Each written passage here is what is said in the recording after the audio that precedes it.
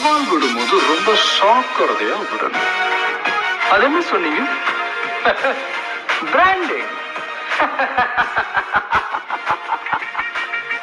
அந்த பிராண்ட் அழிக்கிறதுல தான்டா நான் ஸ்பெஷலிஸ்ட். இப்ப சொல்ற மிஸ்டர் ரெண்டு,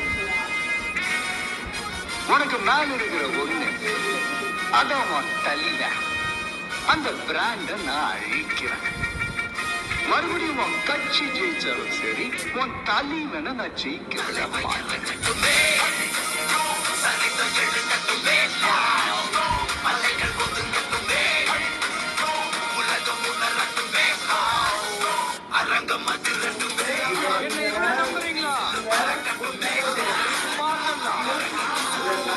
ஒரு கை பார்க்கலாம்.